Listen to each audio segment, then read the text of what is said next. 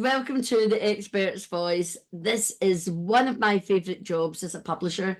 I get to speak to authors about what they're passionate about, and I have got two people here today, a happy couple who are passionate about all things autism, because I don't want to say why they've got that, but today we're going to hear a bit about their story and why they are about to publish the third book in their series, Tell It As It Is, My New Home. And I just love that whole title, Tell It As It Is, because when you're authentic and you speak from your heart because you're passionate and you find a purpose in life, no matter what stage you are in your life, then you can only speak with an energy that people have to listen to. So who am I talking about today? I'm talking about Charles and Tina Parker. Hello, Charles and Tina. Hi. Thank you for giving me your time today to talk to you about the book, Tell It As It Is, My New Home, but more importantly, about your son, Christopher, and even more importantly, I don't know if there's anything more important than Christopher.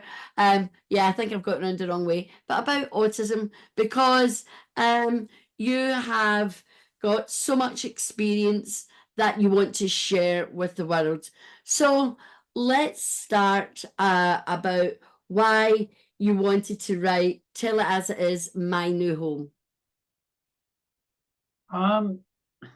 I think I wanted to write it because I still thought there was something missing, that we still hadn't completed the journey.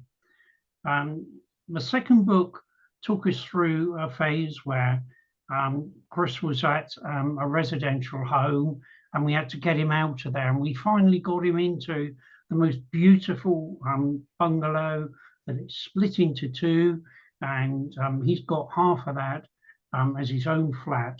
And I wanted others to know that no matter what problems you've had in the past, there is a way to solve them.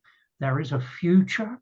And so many don't understand just what supported living is all about. And Tina and I decided that we should, expose this to the world. And Tina said to me, I think you should write this third book about supported living. And I said, no, this time round, we're going to write it. Because in the past, Tina had helped with lots of the brainstorming, but it was my little fingers that twinkled over the keys and actually wrote the book. This time, both of us have been involved, and I truly, truly believe that we have put together something very, very special that will do so much good to so many. Oh, do you know what? You know straight away. And this really touches my heart because a big part of my teaching career was teaching young people with autism. And when I met you and I heard about this book, I was like, I've got to publish this book. We've got to get this book because it means so much to me as well. So maybe, Tina, tell us about some of the challenges that face young people with autism. Going from living in a very loving and supported home in that environment, but they grow up, they become adults, and they, like all children, they've got to find their own way in the world. What were some of the challenges that you faced as parents and Christopher faced? Yeah, I mean, it's very unique person to person because we very much advocate that autism is like your fingerprint. It is unique to the person. So when I speak, I can only speak for Christopher because some people on the spectrum will be very, very articulate and they're able to voice their particular issues or concerns, where Christopher was never able to do that. So we very much knew that we had to become his voice right from very, very little. And the frustrations he had from not being able to speak out often became challenging behaviors for him. So that was a really big part of seeing that the people that he was surrounding himself with in some of these environments very much saw him as a person with challenging behaviors, that they weren't able to manage. And I don't think he felt secure anywhere he was until we decided that supported living could help him, and then we, made that environment work for him.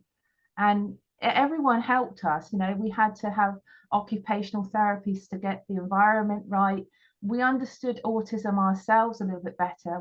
We undertook more courses to help to understand his sensory needs. So it's not always about you, sort of understanding everything. You have to become an expert in your own child. So you have to sort of take it and step into their world a little bit more, see it from their point of view, and then work from that point. That all of their behaviors are communication, whether it's frustration, whether they're hitting out, or whatever they're doing, they're just trying to communicate to us how they're feeling. And it's for us to get in touch with that, and then try and solve those and make that environment better for them.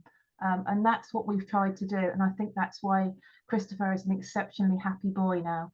He Oh, really is, radiates that love, and laughs every day and makes us laugh. And yeah. it's such a world away from where we were a year ago, where he was so unhappy. He was breaking windows and destroying his environment, where today he's just loving being, having that independence and choosing what he does in his life and when he does it.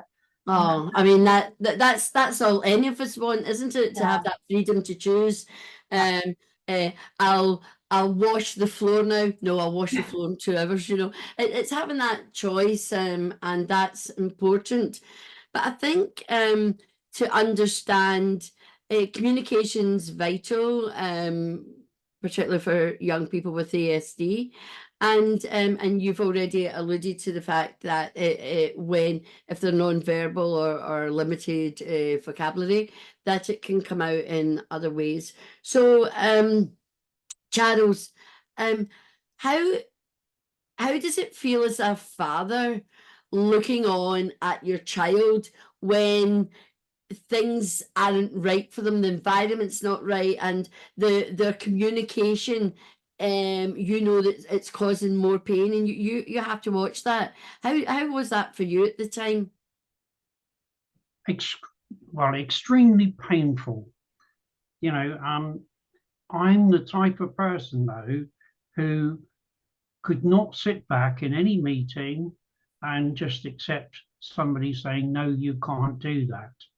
And if we had done that, Christopher would still be stuck in that same residential home today. Both Tina and I have fought tooth and nail. We've taken on the authorities. And I want to say to anyone, and I've tried to get this across on the book, that they too can, get this point across, and they can win the day. Don't be put off. These people aren't any better than you.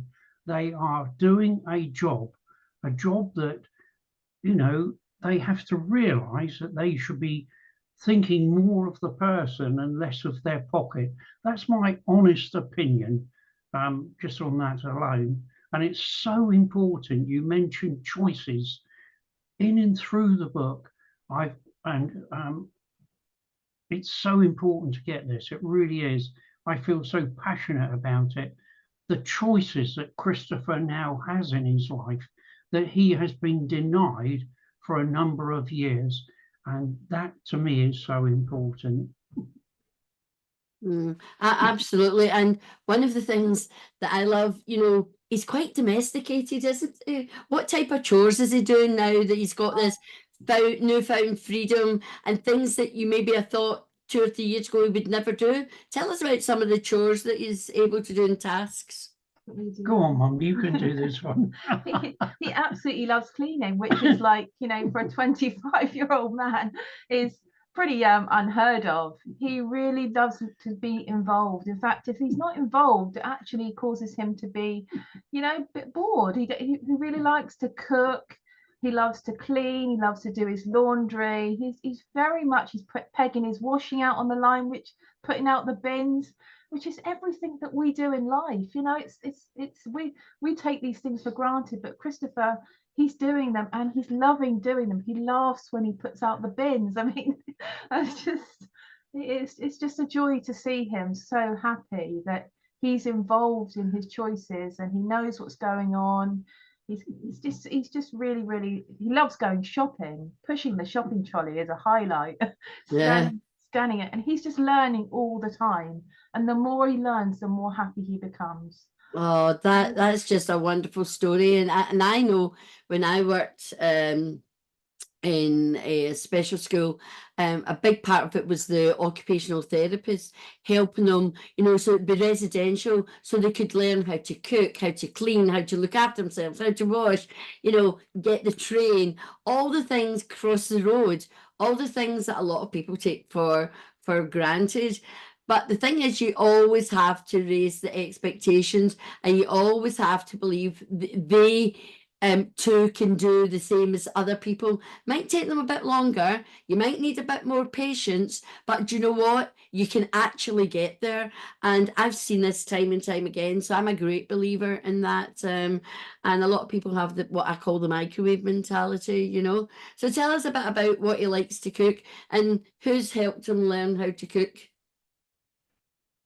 I think we started it off at a very young age. We used to breed and show rabbits, and some Sundays one of us would go to a show with Charlie and our other son, and the other would stay behind with Chris.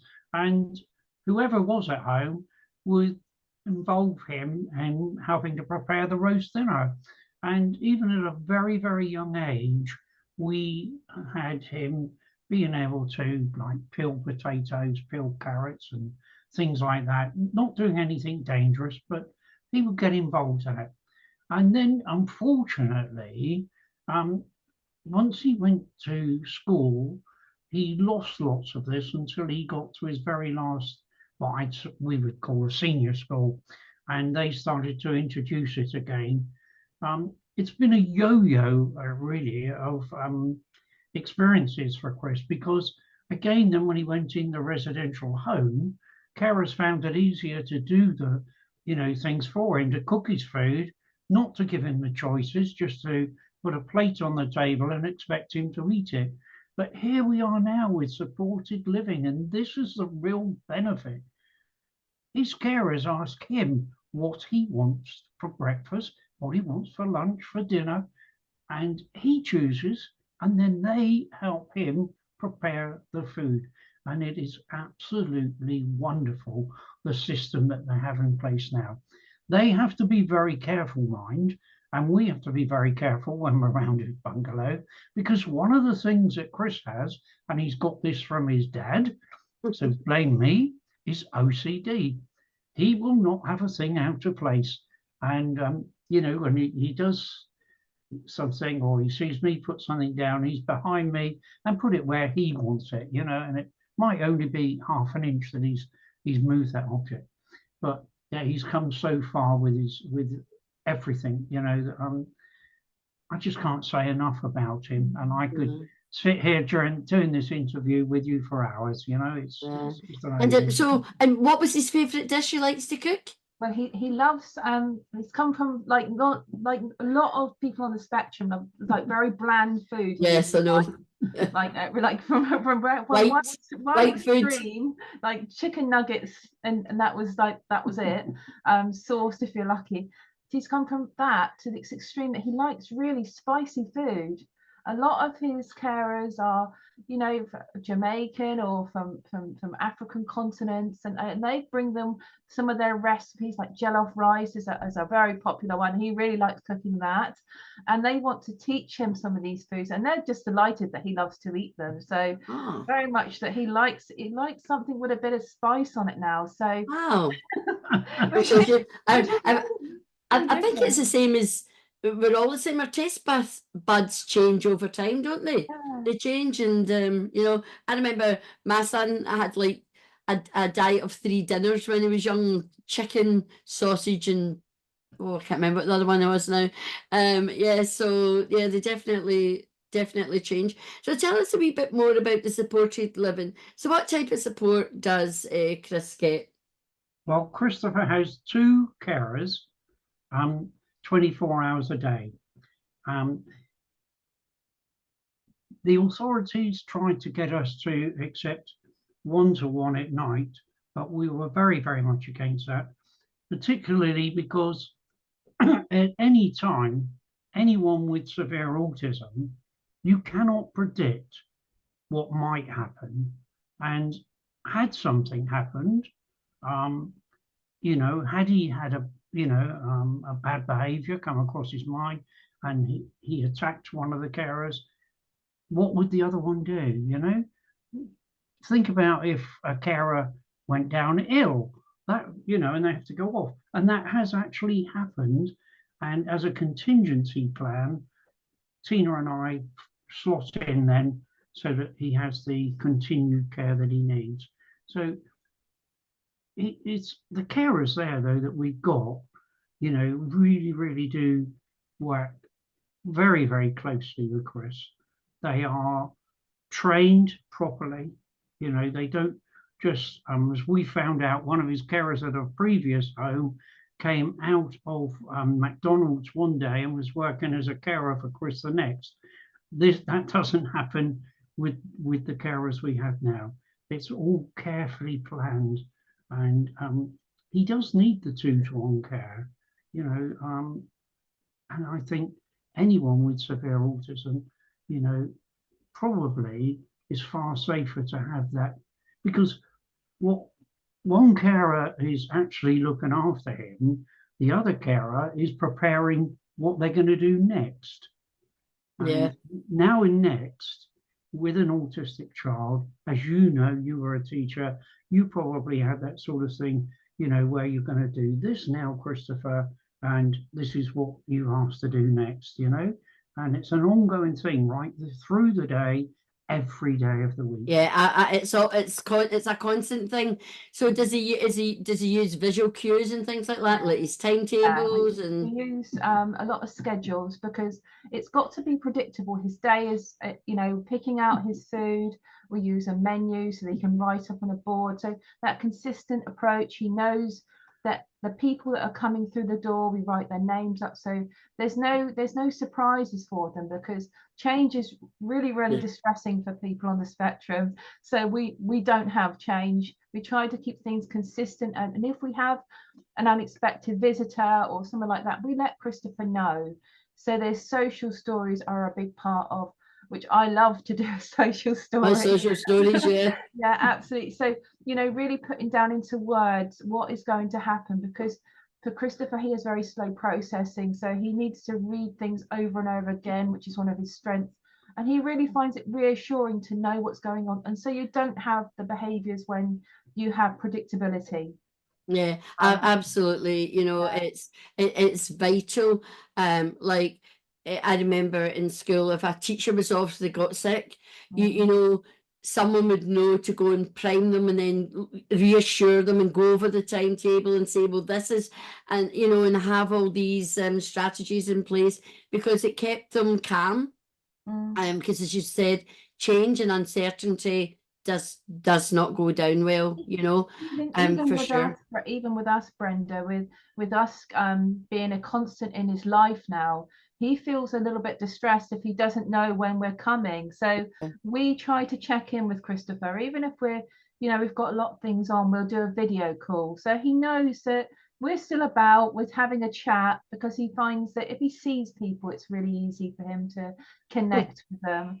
So again, it's all about, making sure we're just giving that sense of calm, and he's very happy because he knows exactly what's going to go on in his day, and he chooses it, and because I know there's a weekly McDonald's visit.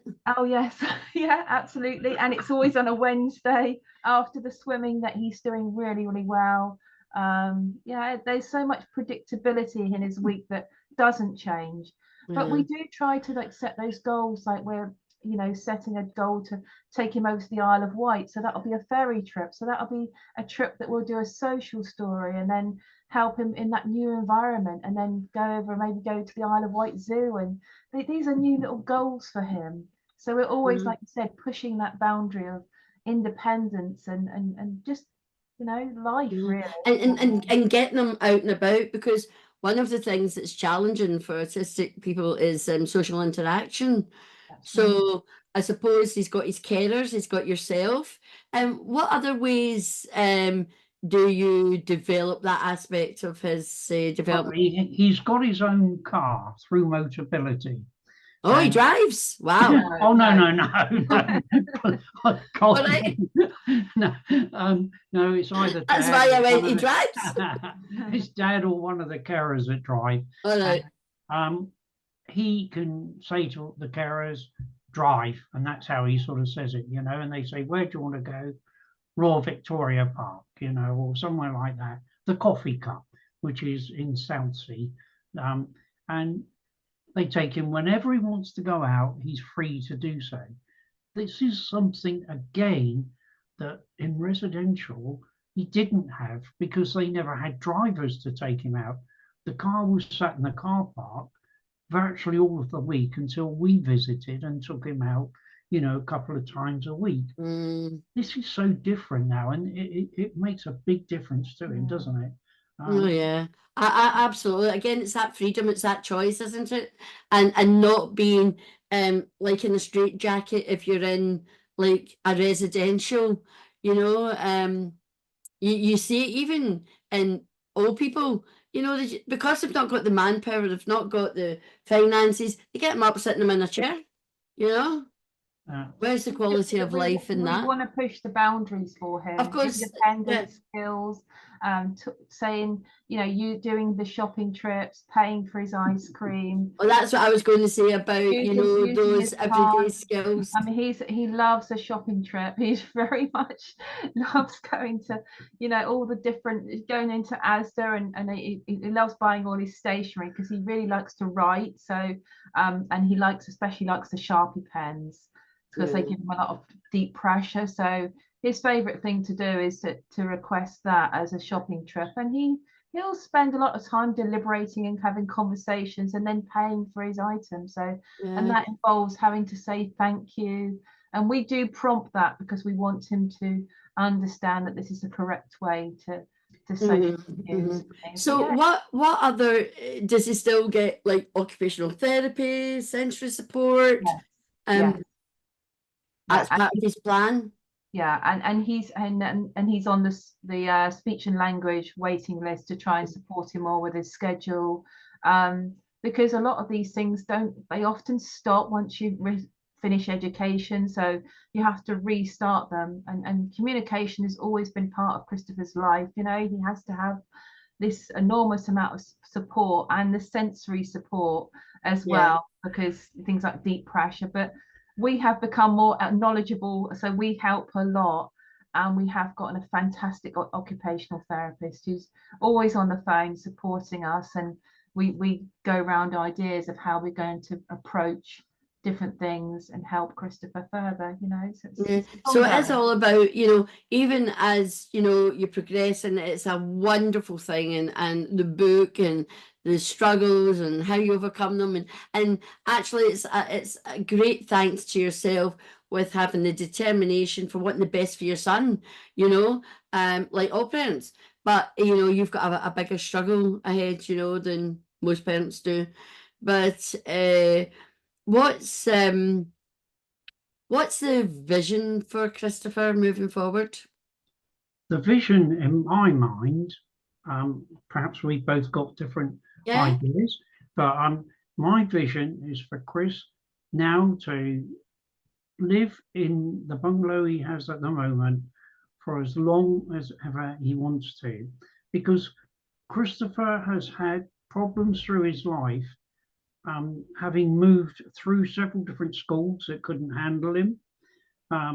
And then we got him in a school that was brilliant, only to then become an adult, to move him into residential care, and he just regressed so badly. And it has taken this first year in supported living, and thank God we've got great carers to help us with this. But it's taken that year to get him back to where he was before. And I want to see that continue, like I said, for as long as possible. for him to be able to learn new things all of the time. You know, we've got plans, and he's helping us in that way. We're using a guy that Christopher invented, um, and he's going to this character is going to play some big parts in some new books that we're going to do to help Christopher and to help others. You know, with knowing how to do social stories. Oh And yeah, it's very communicate. important. Yeah. To communicate. And we want, you know, everyone to have that opportunity. So yeah, there's something for all of our readers to look forward to in the future, to these new books that are coming out. And we're happy to even talk to people over the phone, to accept emails, because our passion isn't just to help Chris, it is to do something special for autism throughout this whole world. Yeah, absolutely, absolutely. And you know, I'm there supporting you, and you know, just doing as much because it is so important. And I have a great nephew, nieces, and grandchildren who are autistic. So it definitely is close to home for me, but it has been a big thing all of my life. And you know, you've got to support people like yourself. So with regard to the book, what is your vision for the book?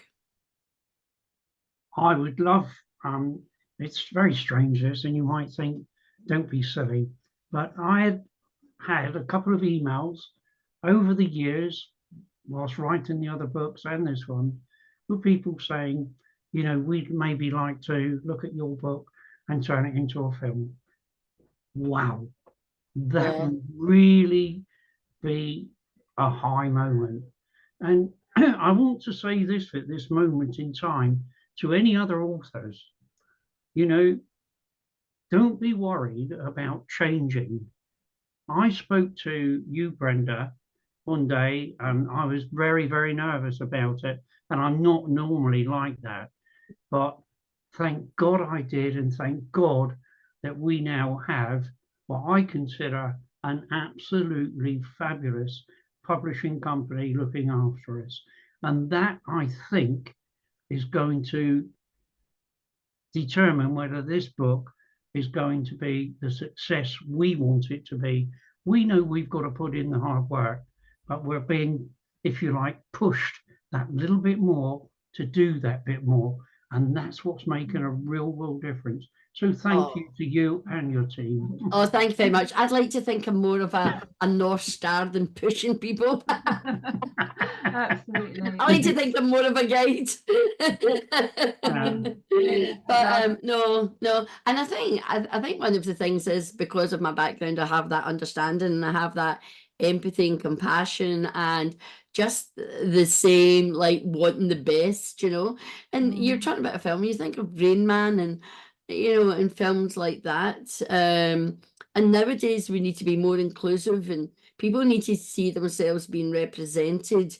And so therefore, you know, everything's possible. If you can dream it, we can do it. I think that's a Walt Disney thing. If you can dream it, you can make it a reality. Absolutely. You just need to find the right people, and that's where I want to support you in opening doors of opportunity to people I know. Like we've already been talking about, like an audiobook. You know, so opening doors of opportunity to people like that, people that you know can trust, aren't going to try and scam you. And you know, you've been telling me you've been getting quotes, and some of the quotes are stupid, and yet I come along from an award-winning audiobook company, Monkey Nut Audio. I'll give them a plug. And you know, they work with amazing actors, but yet their prices are realistic and affordable, and it's something that I know you're considering. So it'd be great if we can make the book as much a I can't get the word out now. Oh yeah, let's get the two books up together. Multi-dimensional, and I love it. And I love the one on the back. I said that photograph's going on the back cover. You know, the one of them doing these hoovering. I love it. You know, and And it's so important that you surround yourself with genuine, authentic people who support. You're not just an author, this is a life lived. And that makes a book way more valuable, in my opinion, than many other books because it's authentic. It's, it comes from, I don't say it just doesn't come from heart, it comes from heart and soul. And we're all here to get our voices out and to have them heard. And I will do whatever I can in my power to support that your voices is heard and people are listening to it. So tell us about some of the things that are coming up as you head towards the launch, which is in October. What's the date? 16th. Oh, 16th, Yeah, 16th and October, which is not, just over 4 weeks away. Yeah. So tell us what's happening around that. Well, we have been asked to be the key speakers at the Loddon annual conference, and they believe us, and we've promised that we will, bring something very, very special to the conference, and I believe we can do that because, as many, many authors can sit down and write a book, but you can't truly write a book with real feeling unless you've lived through it. That's my opinion. And both of us have lived through hell. I remember doing a talk in the very early days called Heaven and Hell. And that's what our life has really, really been about. But thank God that we spend more time in heaven these days than we do, in hell, if you like. I love that. Things are coming right for us. Each and Aw. every day we see Christopher making maybe a tiny bit of progress, but it's progress. And it makes us happy, doesn't it? Yeah. It really does We make us do. happy. I think we have a philosophy in our life that we don't ever sort of set expectations for Christopher. And some people might think, oh, why don't you set expectations? But we celebrate successes, so that every time that he does something, it's like Christmas Day for us. We Yeah. absolutely celebrate that, because we never had expectations from the start. We had a very bleak picture that many people get with the diagnosis, that he had no speech, he had global development delay. There was so many things that people were telling us that he would never live, without that support. And to a point that is right, but he has become this big person, with this huge personality, and it's all because of the people he's got around us and us as well. And he's absolutely smashed the expectations of supported living this whole year, when we thought he could possibly do all sorts of things. He's absolutely proved us wrong and said, well, I can absolutely do this. And we are so proud of him. Oh, Beaming with pride that he is just doing this. oh, Tina, that is brilliant. So the book's out 16th of October. Are we doing pre-sales? Yes. We are indeed. So we'll make sure when this goes out that the links and everything are there, and that I think this is a book. It's heart and soul poured into it. It's real life. If you know someone who's on the autistic spectrum, particularly as they're developing, becoming a young adult, moving into, the leaving the education system stage, then this is a book filled with hope, filled with encouragement, and filled with what's possible when you believe. Oh, I'm feeling quite emotional.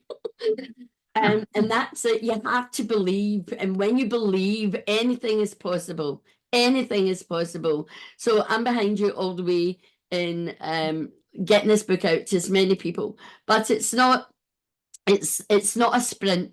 This is a marathon, and this book will help many people for many, many, many years to come, getting the comfort, getting the hope, getting that knowing what's possible. So thank you very much for speaking to me today. Is there anything else you'd like to say before we finish? But we'd like to say, you can say something as well, Charles. But Yeah. When we did the first book, we weren't sure what sort of response we would get, but we got one person actually come back to us at one point, and they said, thank you so much for writing that book. I don't feel alone. And that's what I want people to feel. Don't feel alone, because being a parent of an autistic person or a family member is very isolating. And you want that virtual hug, those warm words to make you, reassure you. And for Christopher, who was a young man that we didn't think could do supported living because of his behaviours. We didn't think that was possible. And that was our limited mindset. So this, this changed it. And we want this book to help people change their mindset about what is possible, and help the book to see what is possible, that they can change the future for their young person. I love Just it. like you've done for Christopher. Oh, I love it. From Charles? me, from me, it is. I remember writing one part of the book, and I put our email address in there. Tell it as it is, books@gmail.com. And your team member Olivia came back to me and she said, "Aren't you, laying yourself wide open to get lots and lots of people, coming back to you and taking you up on this and wanting your help, And I said, I hope so, because that's what we want. We want to be helping as many as possible. And the more we can help, the happier we will be, the bigger our smiles, And, I say this in front of a camera, but I've got so much respect as well for this young lady sat next to me, my dear wife, for all of the support that she has given me, whilst I've been writing these books. And that's why I wanted her to be part of this third one, because she deserves that. She does as much as me, and more. And that's why it keeps us going, doesn't it? Yeah. It keeps us going. Well, thank you very much. Thank you for giving me your time. Thank you for the words of wisdom. Thank you for finding the courage to write this series of books, and thank you for choosing Book Brilliance Publishing to help you with the Tell It As It Is, My New Home. It's been a pleasure and a privilege, and I know this is just the start of and this relationship will continue year on year on. So everybody, there you are. If you've been touched by Charles and Tina's story, if you know someone with autism, are you living with someone with autism? Do you have autism? There's always hope. There's always love from people around you. There's always possibility. So until the next time, that I'm sure we'll come back and speak more about the author's journey with Charles and Tina. But until the next time, this is Brenda saying, be brilliant. Much love. To the pip.